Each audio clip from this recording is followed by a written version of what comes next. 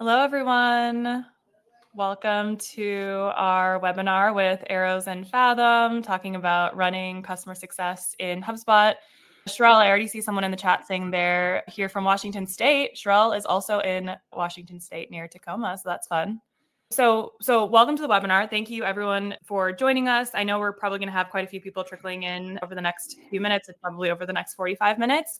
Definitely use the chat throughout the webinar. So I know people are putting in where they're from. Thank you, everyone, for adding that in there. If there are any questions along the way in this webinar, add it in the chat here. We have Alan and Jen from the Arrows and Fathom teams that are here that are going to be managing the chat for any questions, sharing resources, things like that. And then we are also going to be able to get to some of the questions that are in the chat throughout the webinar. So I will run through a quick kind of agenda of what we're going to be talking about today. And then we'll get into introductions. And then we're going to kind of jump right into the content and talk a lot about running customer success in HubSpot. So we've got, let's see, 7-ish topics that we're going to run through today. So the first thing is why teams should run customer success in HubSpot. Arrows and Fathom both run customer success in HubSpot now. And so we're going to talk through how that works, why it makes sense for our teams to run customer success in HubSpot. Then we're going to talk about the sales to CS handoffs and how teams can manage that using Fathom and HubSpot. We're going to go over customer onboarding, how both teams run customer onboarding in HubSpot now. And then we'll do a quick kind of show of how Arrows works for customer onboarding inside HubSpot. We're going to talk about health scoring in HubSpot and how both teams manage that. And then we're going to talk about expansion and renewals and also AI in customer success and how AI kind of fits into different customer success workflows inside HubSpot. So a quick intro. I'm Kim. I run business operations at Arrows. I used to run a customer onboarding program at my previous company, and we all obviously talk to customer success and onboarding teams every day. Love the customer success and HubSpot space. I'm going to be mostly the moderator, but I might chime in for some hot takes along the way as well. But Shareil, if you want to go next and introduce yourself. Yeah, hi everyone. Thanks for joining us, and thanks, Kim. I'm Shareil Nariman. I run customer success here at Arrows, which includes onboarding and support and all that fun success bits. And I also get to use Arrows and products like ours, which is exciting to share and use and learn from everyone else doing it. So super stoked to be here and excited to share whatever we've learned with you all. Hi, I'm Ryan Hoskin. I run customer success at Fathom. If you don't know what Fathom is, it's a virtual AI assistant that will transcribe and summarize your calls. It also syncs to your CRM, so it allows you to focus on actually joining and being present in your call versus taking notes. I worked in post-sales for probably 20 or so years, from account management to pro services to CS, and excited to meet you all. So let's talk, Shareil and Ryan, about why it makes sense for customer success teams to work inside HubSpot. I think this is like a fairly new topic for teams to even think that they can run customer success in HubSpot. So tell me about, Ryan, if you want to go first, kind of how your thoughts on that and how it's working for you all. Yeah, so far it's working great. I mean, it starts primarily with where your data lives and where it's going to be updated. And that's primarily dictated by our sales organization, right? They live, completely in HubSpot. So it makes sense for us as partners to leverage a system that they're using. HubSpot, I have found, is one, it's really easy to administer. So me personally, I can go in and make a lot of changes in reports and workflows and things that enable my team to get their job done efficiently. I've found that the workflows are super powerful within HubSpot. For context, at Fathom, our engagement with customers is fairly light to start. And then throughout the life cycle, we tend to be very proactive in terms of outreach based on signals that we get from our customers. Workflows power that, and it allows us to deal with hand raisers. So we have a very efficient team, but fairly small for the number of customers that we have. And that's all enabled by having the systems that we have in HubSpot. For example, we have automated renewals that go out to our customer. Most of our customers are on auto renew, but we proactively can reach out to them 90, 60, 30 days in advance of their renewal. And then if folks have questions or want to upsell or expand, then we can deal with those folks that raise their hands. So for us, it's all about living where the data is that's relevant to our customers, having those automated workflows and dealing with folks that need support at the right time. I have to say, as a person who's been in Fathom a lot more recently and getting some of those automated emails and kind of helping you with the tool, I was so impressed to hear that you all were running all of that on HubSpot. I think it's a very advanced automation system that you are running from HubSpot. And I think it's really cool. And I think that's why I'm so excited for, obviously, Arrows. We talk about this all the time, but to hear your perspective on this, because it's not just like small teams and eventually you're going to move to a customer success platform. It's like real scaling companies. Fathom is the fastest growing app on HubSpot, and they're using HubSpot for customer success. I think that's so impressive. Yeah, one of the things that I think the audience may be interested in is, so we leverage the surveys through workflows in HubSpot to do our NPS responses. And then based on the workflows that we built in there, we then drive folks to G2. And if you look at the number of G2 reviews, we have a perfect 5-star rating with over 4,000 reviews. That's been a super powerful workflow for us in order to drive engagement with our end users. Yeah, that's all. That all really resonates. Now, we also run CS inside of HubSpot at Arrows, and Arrows is software for onboarding, plan, and sales room. So they are that customer-facing extension of your sales process and onboarding process. And the truth is, we don't want another data silo. And I've used plenty of spreadsheets and other project management type tools to run these systems and processes. But the truth is, customers just want to know what to do and how to go do it, both in sales and in onboarding. And the rest of us want that data back inside of HubSpot. Like, I don't actually want to spend time taking manual notes and copying it into properties, or having to constantly answer to my sales team, where is so-and-so in the process? So as customers are completing tasks within their plans, it's really cool that I don't have to do much besides set some automations and turn some stuff on in HubSpot.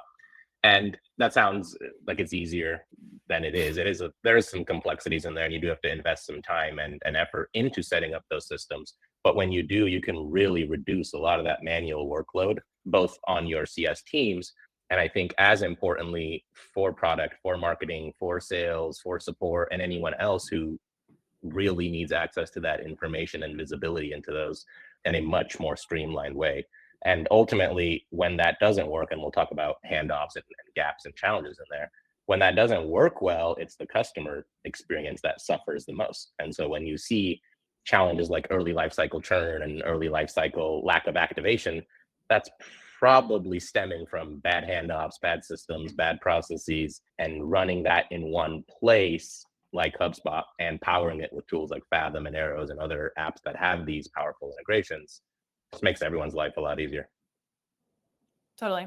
Yeah, I think that's the perfect segue into talking about the sales to CS handoff. Obviously, you all both spoke about it, but having all the teams running in one system means we can streamline that. And I think on the Arrow side, this is like one of the pieces that we hear the most frustration from, is like getting the information from sales or collaborating with sales. So I'd love to hear how you all are both thinking about that right now. And then I know Ryan has a bit of a demo in terms of how they're using Fathom to manage the handoffs inside HubSpot. Getting sales reps to enter information into CRM, even if it is the place they live, is always like one of those impossible problems. And so we're very fortunate to get to use Fathom, which will automatically capture information from all of your calls and associate it with a deal. And then it will automatically populate those fields within Salesforce. And I'll share my screen real quick just to show what that looks like. So what you see here is we use the SPICE framework, but basically Fathom will automatically capture the information from all of the calls across the deal, and then it will automatically segment it according to the sales framework you use. So if you use MEDPIC or MEDIC or BANT or any of those, it'll automatically extract that, and then it will sync over to HubSpot. So as a sales leader, you're going to get full visibility into everything that you want in HubSpot. And as a success leader, and for my team, I don't even really need to do a handoff with sales, because I can go see the transcripts from all of their calls. I can see, according to the sales framework, like what were their pain points, who are the economic buyers, what are the decision criteria, et cetera. So I can go into my call with that customer and I'm fully informed without having to schedule time with a sales rep who's busy and doesn't want to prioritize the handoff. I can just do it all myself. So that's how we've solved that problem. But I know in previous lives, it's been very painful getting accurate information or any information at all.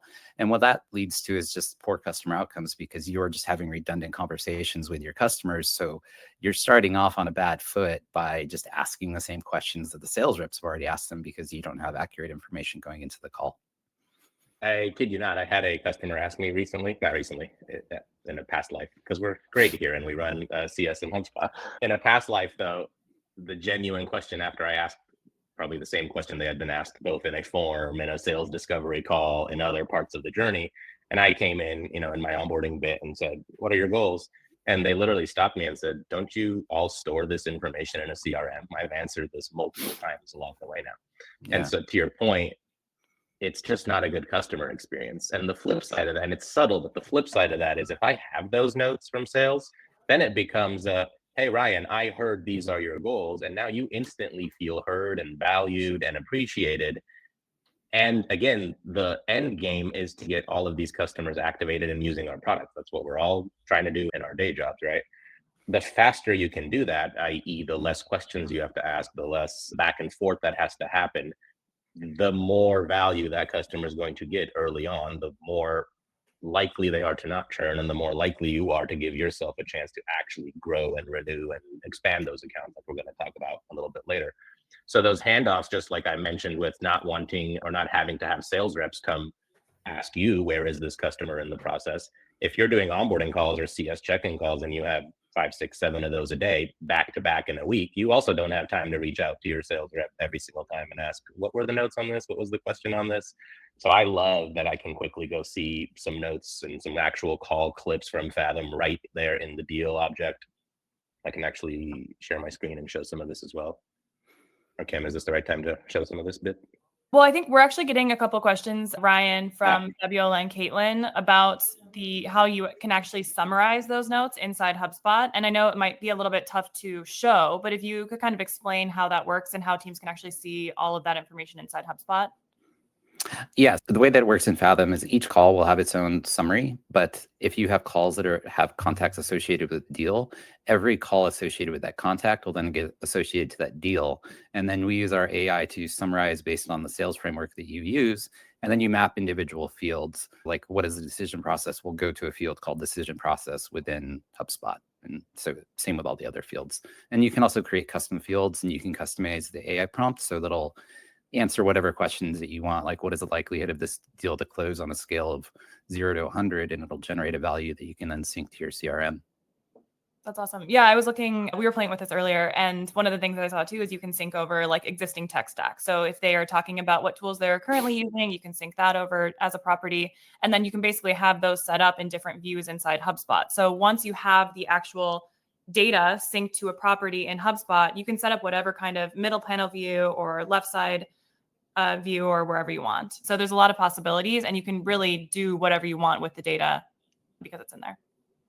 Cool. Let's, Shareil, run into we can talk through customer onboarding. So once we have the handoff process complete, so we've completed all of the notes, they're all in the records inside HubSpot. How are you all both thinking about running onboarding and how all of that works? Yeah, let me share my screen on some of this. So if you can see what hopefully looks like a HubSpot deal in this case, Arrows, the onboarding plans, and we'll touch on this in a bit, but they can connect to deals, tickets, custom objects. I'm using a deal in this example because we already have the Fathom notes coming in from this deal. But to go a step back, what I really leverage is workflows along the way. HubSpot's workflows are very powerful and not as intimidating and overwhelming as they might sound. And here's an example of a basic step of once a deal in our sales pipeline hits a closed won stage, I'm making a copy of that deal or that record and then putting it into an onboarding pipeline. And in here, the power of the workflow is I can move, again, notes, other properties that were filled out, information from one place to another.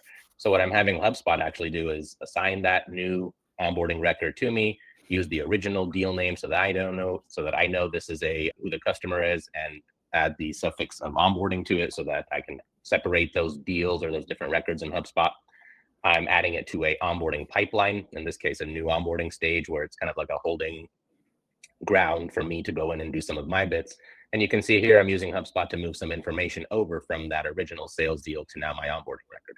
And then I have another little bit in here that is now reminding me, Shareil, the person, that, hey, this new thing is ready. So I'm actually creating a HubSpot task for myself, assigning it to me, writing a little note for what to go do, and putting it into a high priority queue so that I can quickly knock that out as I get that notification. And then what that looks like here actually is, one, I can scroll down to the center activity input from Fathom where I can see those notes. I can jump into Fathom directly. I can open any of these clips that happened on that sales call that Ryan was alluding to. So right here in I call this my onboarding command center when I'm looking at this little center panel. But here I can quickly see some of those clips. I can see some of those properties that were passed over from that workflow so that I don't want to jump or have to jump between a bunch of different records and deals. And again, waste time, but I don't have to. And now that I have this record created, I actually have an onboarding plan, and I can show you this directly here in HubSpot. So this is the Arrows product that you would put in front of a customer. This is your internal management menu bar. So really your customers would see this bit of it. And as they complete their tasks and go through here and knock out their bits, this CRM card is automatically updating with that progress. If you're asking folks to upload files or answer form questions, these CRM cards we have that you can turn on automatically will start to show you all that information. So really in this one little glance, I can actually be super prepared for my call, have a really strong sense of what is or isn't happening. And if there's information missing in here, at least now I'm very aware that, hey, I need to focus on this one question with the customer or this one property when I chat with them. And the real beauty of all this is I don't even have to leave HubSpot to really do any of this. If I want to download this file, I can click this button and now that file's downloaded. If I want to see the task where they answered that question, this is all iframed and deep linked right into here from HubSpot. If someone were to change this answer, this updates it directly back into my HubSpot account for me. And the beauty is I don't want to, nor do I have to spend every single day opening every single one of these plans and digging through them because all this information lives here for me. And so I say this a lot to our own customers, a bunch who are on this call. I actually don't want to spend time digging into your individual plan before getting on a call with you. I have all that information ahead of that. And what that lets me do is come to that call more prepared to have more meaningful conversations, more strategic conversations, and actually focus on your goals and needs versus having to ask some of that repetitive stuff that's already been answered and already been collected. So I'm really leveraging HubSpot in a way to make my life actually easier and make my day job easier, all from that lens of continuing to improve that customer journey and customer experience. And then you can see, just to show you a little bit of this live, if a customer were to come in here and complete their task and mark it done, they get their moment of celebration, their progress bars update in their plan, so that momentum keeps going. And then when I pop back into HubSpot, this automatically updates for me. So it really feels like magic in that both of us are doing our jobs and doing our bits and everyone is informed. And now if anyone from Arrows or from my team wants to have a sense of what's happening, they can come to this record too and quickly get that visibility and all that information. Shareil, we just got one question from Georgia. I'm going to add it to the stream here quick, but how would a CSM look at the overall progress of all of their customers in onboarding with Arrows? So if you want to show the pipeline view really quick so you can see how that looks. What a great question and great transition. That was not a paid question, by the way. That was just oddly timely. So in that workflow I mentioned where you put a customer inside of this new onboarding stage, here is my onboarding pipeline. This onboarding pipeline is actually powered by Arrows automation. So as customers are completing their tasks, they're moving physically through these stages here. Probably not obvious, but when I completed that task, this plan was actually in the kickoff phase, and then completing that task moved them into the next set of tasks, and it moved that plan here now, i.e. this record. So as a CS person, you can come in here and get a good sense of where all this is. It's a little zoomed in, but if I zoom out, you can see a little bit more of this. As a sales rep, you can come in here and see exactly where your customer is. These tags are being powered by Arrows data that we sync into HubSpot. So things like how many days until their target date, how many tasks are overdue on a plan, is a customer stuck on a task for a certain number of days. And the beauty is once that information is in HubSpot, it's just a property. And then you can use HubSpot's native features like things like pipelines, like these tags, even these individual customized cards are all showing Arrows data technically within them. So at a quick glance, I can see, all right, I love happy customers. The account we're working on is in the account setup stage. They are about 38% done with their plan. They have no overdue tasks. Their target date is in a month, so we got time. This one's great. I don't need to worry about it so much. But these ones have some overdue tasks. If I'm going to do anything today, maybe let me reach out and prioritize that outreach. And then if you want to go a layer deeper, just open the actual record itself. And as a CS person or a salesperson, you can see all that information right back on that record. That's great. Ryan, any other thoughts from you in terms of how you're thinking about onboarding or running or managing onboarding inside HubSpot now? I mean, it's very similar to what Shareil had just shown. We use deals to track them, and essentially use HubSpot as a Kanban board to track our onboarding. Our onboarding, I would say, is fairly light touch. It's typically just consists of just a handful of phone calls with our customers, going through an admin training and then end user training. Then we essentially consider that done, and then continue to monitor the customer health in terms of usage and adoption and whatnot from that point forward. This is perfect because our next topic is customer health, Ryan. How are you all, maybe Ryan, if you want to start with this one, how are you all thinking about customer health? What kind of factors are you thinking play into that? And how are you using the actual like health scores or health measurements that you're tracking to reach out to customers or prioritize customers? Yeah, I think that we're probably on the less mature area in this regard.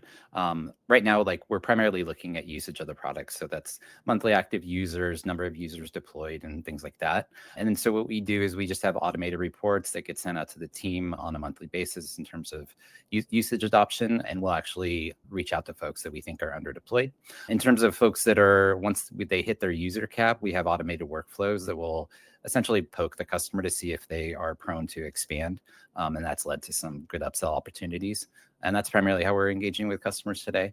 I think that obviously, like you'd like to have things like feature usage and configuration incorporated into your health score, but we're just not there yet.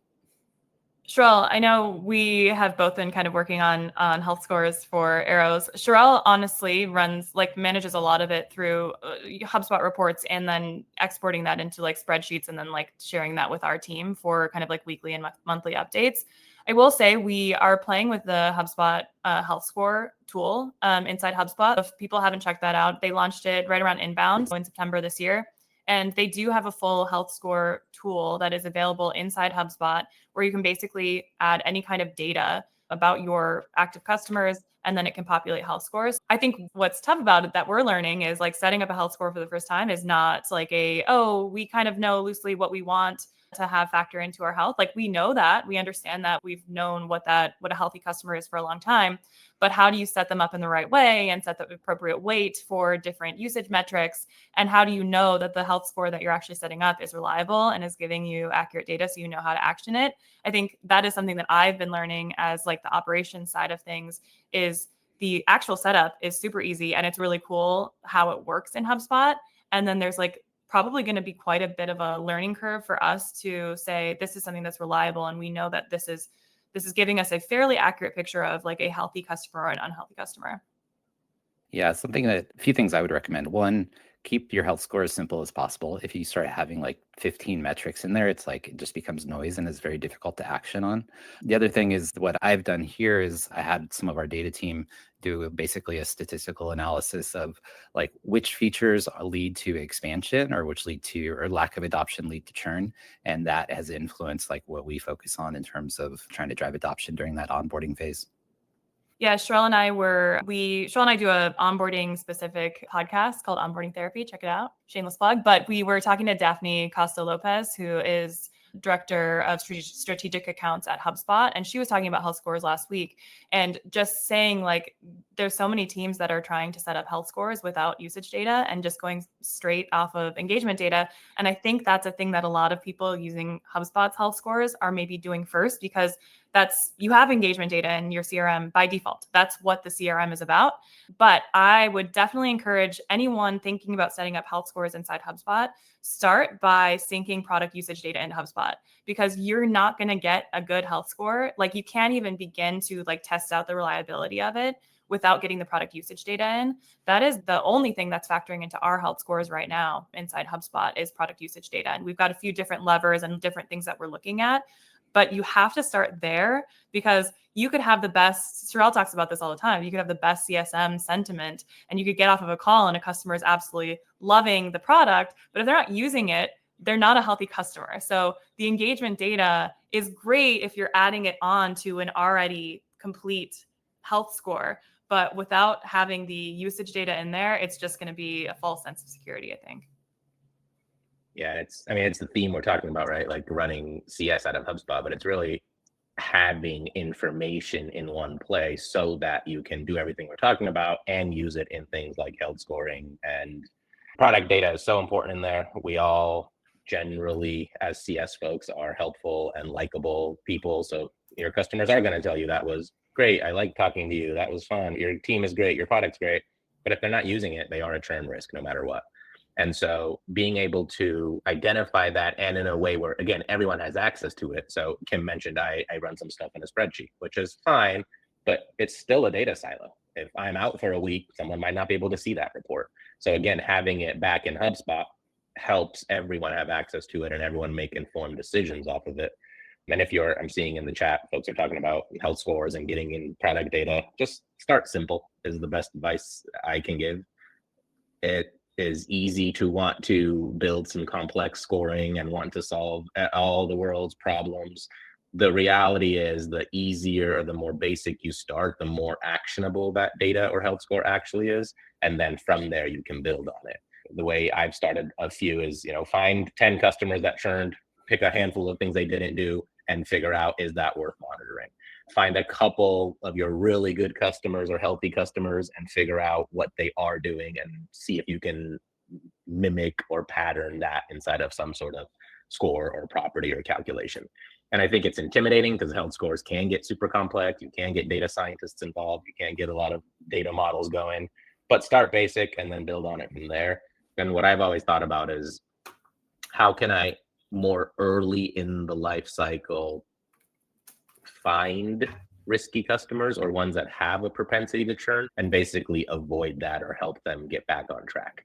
And again, if that's data you have, then you can have it over time, then you can actually monitor it, then you can look for patterns and trends, and you're not so much guessing. We all have a gut feeling of how things are going, and you can actually validate some of those gut feelings with a little bit of that health score and data.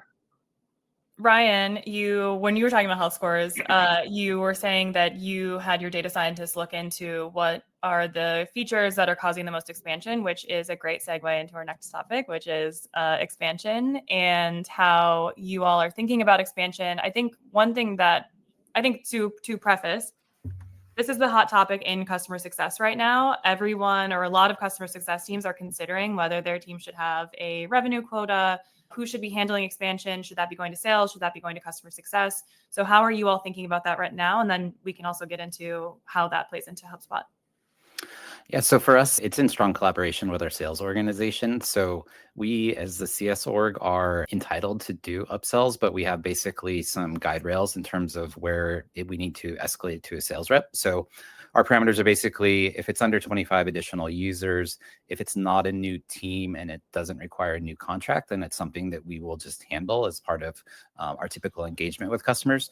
And we do that so that we don't need to introduce additional folks onto the deal to further complicate it if it is something like small and transactional.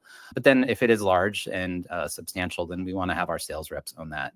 We recently spun up an outbound team on our sales organization within the last few months. And we have a few motions since we have a free product, and then we also have a premium product and then a Teams product. Like each one of those are sort of like top of funnel for the next one.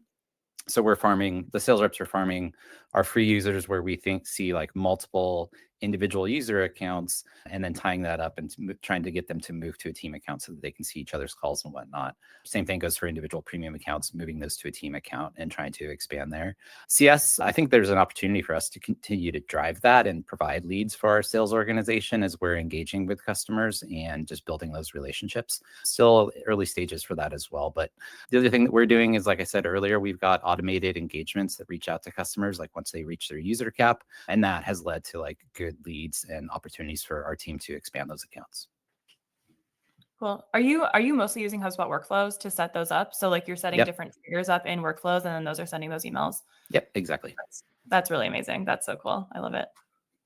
Cool. I think we have like a similar setup at Arrows. So we have, again, using the product usage data that we are syncing in. We use a tool called High Touch in order to sync that data into HubSpot, but we have different metrics. So our pricing is usage based. So we are basically tracking it when someone has reached a certain usage amount. We have a workflow set up for that. And then that alerts Shareil and our head of sales, Grant, and then they collaborate on the kind of strategy for dealing with expansions. So I think it's a great point that like there can be some kind of collaboration and there can be some part of it that customer success owns and there can be some part of it that sales owns. And I think that's great. And having those triggers and all of that set up automatically in HubSpot is great. Any other thoughts on the expansion piece, Shareil? Yeah, expansion is, I think it ties to everything we're talking about. Good. You can't have expansion, obviously, if customers are gone, right? So having really solid handoffs, really solid onboarding, really solid early life cycle management of that is critical. And also, I think part of this is setting up an environment and onboarding where you're not completely overwhelming customers with everything, focusing on their goals and having them actually achieve some of those early goals sets you up to then have those expansion and renewal conversations. And we always talk about how do you make the renewal or the expansion a non-event? Like it just is a thing that happens when you hit month 11 or whenever that time frame hits for you. But what we do, for example, at Arrows is once your onboarding plan hits a complete status, we set a workflow that picks that up and then creates a check-in for me 3 months from there. And when I say check-in, I really mean I'm actually checking on your activity and your usage of the product and seeing what you are or aren't doing. We, like Kim mentioned, part of our model is based on how many plans you're creating every month or how many sales rooms you're creating every month. And in our early onboarding days, I can't get people to create 100 onboarding plans to say, all right, you're done. So I'm trying to drive you towards doing one of those things, but by no means does that mean you're all of a sudden an expert and completely activated. But behind the scenes, you're moving to activation stage in one of our pipelines, and now we're actually monitoring that usage. So then I can reach out if things are trending negatively and say, hey, Ryan, you mentioned that your goal was to do X. It looks like you're not trending toward that. Should we chat about this or should we talk through this? Has something changed? Have goals changed? Have priorities changed, right? But again, that's all automated in a sense of, and it's basic automation, but using workflows to create those future tasks, using workflows to let me know that task is coming up. And again, having it all in one place to make sure that everyone else has access to it, because the reality also is in CS, books of business change and people get promoted and change roles. So if I started that process and those notes lived in my head or in my spreadsheet, and now I moved on to a different team or different department or different tier of book, now that information is lost. So you're back to another data silo, right? So building that into HubSpot, building a renewal pipeline or a renewal or even just a renewal trigger of some sort will help you be more on top of it. And again, back to that health scoring along the way, as you're monitoring those customers, you can get a sense of, are we trending towards that conversation? You also don't want to reach out to a customer who's unhealthy and not using your product and start to pitch them some premium features or advanced features, right? So being a little bit more aware of where your customers are in that bigger journey, I think is part of the power of having this all in HubSpot and having automations remind you along the way. We got a couple of really good questions from Job in the comments. What's the argument against training CS in sales skills? And the kind of follow-up to that is, what's the best customer experience? They said they personally think it's keeping their main point of contact instead of bringing in someone else. So curious to get your thoughts. I feel like this is one that could be a potentially hot take. I'll start with that. I don't think there's a risk. I think CS folks should have the ability to have sales conversations and objections and even fully sell the product. I think it's better to leverage those skills for a customer where you have given them some value and have shown them what they're using the product for and solving their problems. And it becomes less of a sales conversation and more of a, here's a value bit for you because you're doing X, Y, and Z, or your goals are this and that. But I am very much for training CS folks on those skills and on that ability. Yeah, I completely agree. If you look at the profile of the success managers that I have on my team, like they all have a background in dealing with renewals and they're comfortable having negotiation discussions and things like that. So I think it's, in today's world in CS, I think that's sort of a critical skill to have. I agree with like minimizing the number of touch points that was pointed out by someone in the comments. That's why, at least where we're at today, for those like small incremental upsells, it's easy for the CS team to handle. If it becomes a more complicated negotiation, I think that's where sales reps will have a stronger skill set.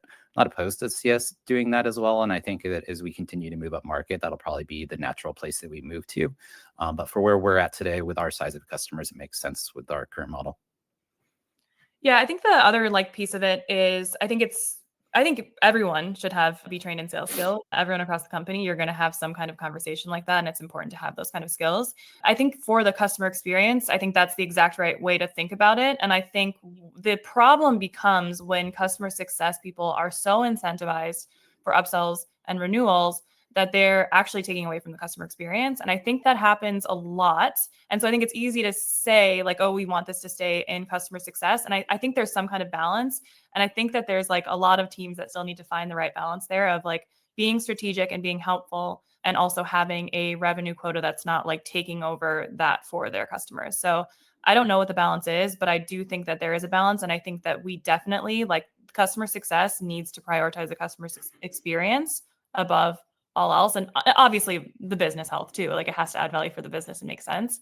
But I do think that is like what everything needs to be driving back toward. And if that's a better customer experience, to stick with the customer success manager and have those conversations and have them do the upsells, I think that makes sense. And also if it's taking away from the ability to have strategic conversations with customers, then I think that's a conversation to have as well. Okay, we can maybe quickly, actually, I know we're kind of running on time. Ryan, I know you maybe had some other thoughts on renewals and kind of how you all are thinking about that. Anything specific to say there?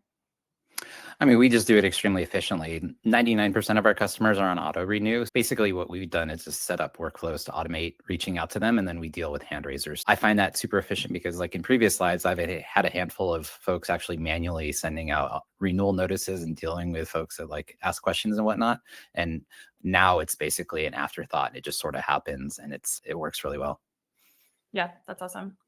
Okay, let's transition quickly just because we do have just 5 minutes left here and I want to make sure we cover generally AI and customer success. Obviously, Fathom is a heavy AI tool, which is amazing. Our team loves the Fathom AI notes. They're incredible. And like, it's crazy how accurate they are and how well categorized, I guess they all are. And then I have a quick demo to show of how Arrows is starting to get into AI as well. But how are you all thinking about AI and customer success generally and for your roles and teams? Well, I mean, Fathom does a lot of AI stuff, right? So like all the features we've already discussed with the call summaries and deal summaries and all that sort of stuff is super powerful. We also extract who the key people are in the conversation, as well as like what their role is and what they care about. And then we also have, as I go into a call, we have our Ask Fathom feature where I can go ask questions about the deal, like how likely is this deal to close? What are the objections in getting this deal closed? What is important for this customer, et cetera, et cetera. So I leverage that heavily. We also, as part of our initial like kickoff with a customer before we go into that call, we have this sort of extensive prompt that we used through ChatGPT that tells us like, who are their competitors? What are their main priorities? What is their tool stack that we extract from like job descriptions and a handful of other factors about that customer so that we can walk into that customer without having to do a ton of research. The AI does it for us. And then we put that as a note on that customer so it can live there forever. And so we walk in like between the history of all the calls on the deal, the additional AI stuff that's given us insights on the customer, we walk in with like a pretty solid view of everything that's important to that customer and all of the previous discussions that we've had with them. So we come off like as very well informed when we kick off those calls. Yeah, the only thing I would add to that, I echo all of that. And as CS folks, every tool now has some sort of AI or some sort of that they're advertising and marketing, right? Some work great, some don't work so great. It's still a new space. But what I would say is figure out what parts of your job are just like annoying and manual and repetitive, and see if the tools that you're using in your tech stack can help with those bits. So to Ryan's point, I do the same. Anytime you want to go ask a question or search a prior transcript before AI, you'd have to go either read the whole thing or have it clipped up. But now you can talk to it as a human and say, I think Ryan said this about his goals. Is that true? Or can you find me that clip? So wherever you can, lean into some of those bits and use it to make your life a little easier.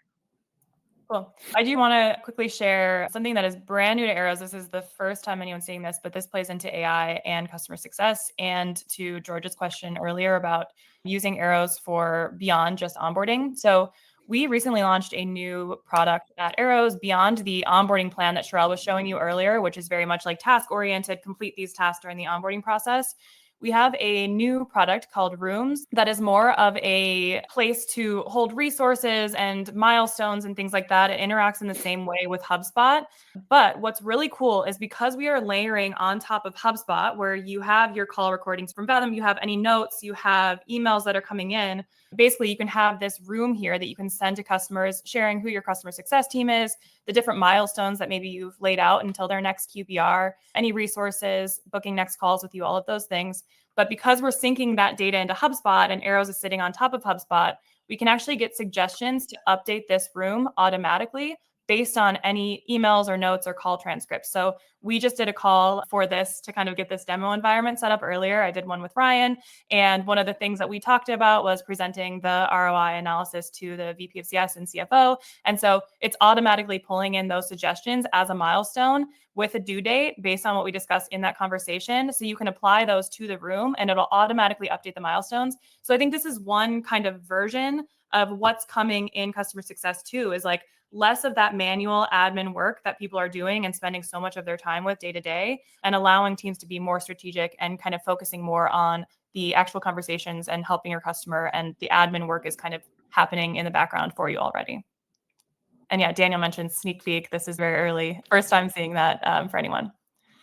Okay, cool. So we have a minute left. Thank you everyone for joining. I think we can maybe hang out here for a couple more minutes, and really appreciate all the engagement in the chat. We are going to be sending out the full recording and a bunch of resources that came out of this. We touched really quickly on all of these topics, but there's so much more that we could dive into. So I think maybe we can even chat with you, Ryan, afterward about collaborating on some of that content afterward, because we want to make sure everyone kind of gets a full picture of what you can do inside HubSpot for all of these different functions within CS. But Ryan and Shareil, any kind of final takeaways or anything that you want to leave people with in terms of how you're thinking about customer success and HubSpot? My message, I think, consistently has been just like, how do we scale super efficiently? Fathom is growing extremely rapidly. We're a team of 2 CS managers. I would just encourage everyone to just think about how you can leverage workflows and whatnot to just scale extremely efficiently. Yeah, and I would just add, aim for progress, not perfection. We just threw a lot of stuff at you from every angle and all sorts of automations across different parts of the life cycle. Start small, pick a couple things, pick the thing that's annoying, pick the thing that's manual, figure out how to automate that, and that will compound, and then it does add up and you will see those results. But if you try to do all of this all at the same time and bring data from everywhere and add tools, like, it is just a lot and it's overwhelming, and you're likely going to make far less progress than you want. So start small and you'll get to everything we just talked about too. One other thing, I hate to keep it dragging on, but one other thing that it just came to mind, especially on the AI and customer success conversation, is customer success uniquely has to work across multiple tools. The first step to thinking about AI and customer success is getting all of that data, like we talked about throughout this. So the usage data, the engagement data, all of that into one unified system, because you can't really, as Ryan was saying, the like ChatGPT summaries that they're using, that kind of stuff, the summaries that you are trying to build in customer success can't happen if you have data across a bunch of different tools. So you need to kind of start thinking about how to unify that data. What do you want your source of truth to be? Get that data into one place. So then you can actually start to summarize that data and use that data together to create actual AI summaries that your team can action. Cool. All right, we'll end it here. Thank you so much. Keep an eye on your inbox for the follow-ups. We'll be sending a few different resources. And thanks for joining us.